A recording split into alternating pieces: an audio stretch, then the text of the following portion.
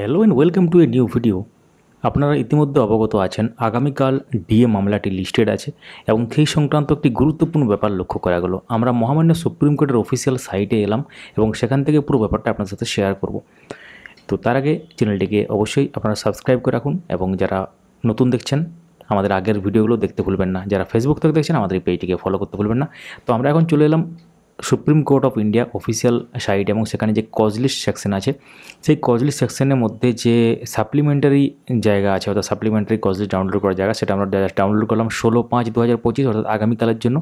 এবং এখানে ডাউনলোড করার পর আমরা একদম যে জায়গাটিতে চলে এলাম সেটা হচ্ছে ডিএ সংক্রান্ত মামলাটা যেটা আছে সেখানে।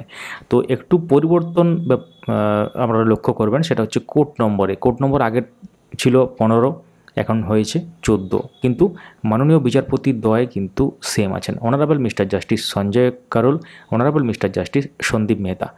তো এক্ষেত্রে আমরা যদি একটু নিচের দিকে যাই এখানে দেখতে পাবো 61 নম্বর সিরিয়ালে দেখতে পাচ্ছেন, ভালো করে একটু লক্ষ্য করুন, disposal or final disposal at admission stage civil cases. এবং এখানে যে এসএলপি নম্বর অর্থাৎ এটা ডিএ সংক্রান্ত ব্যাপার দেখতে পাচ্ছেন এবং the state of West Bengal and others versus এক্ষেত্রে confederation of state government employees West Bengal and others, এবং সেটা আছে কোড নম্বর 14 16/5/2025।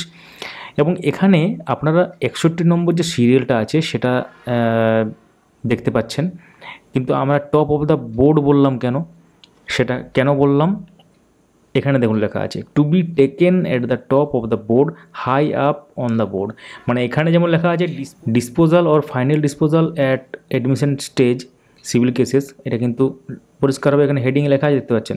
এবং তারপর এখানে একটা গুরুত্বপূর্ণ লেখা আছে to be taken at the top of the board. তার মানে এটা গুরুত্বপূর্ণ ব্যাপার এবং আগামীকালে লাইভ স্ট্রিমিং এবং সমস্ত রকম ব্যাপারগুলো আপডেটগুলো পাবেন এই চ্যানেলের মাধ্যমেই। সাবস্ক্রাইব করে রাখুন যারা ইউটিউব থেকে দেখছেন এবং ফলো করে রাখুন যারা ফেসবুক থেকে দেখছেন। আপনাদের মূল্যবান মতামত কমেন্টে জানাতে ভুলবেন না। Thank you so much for watching.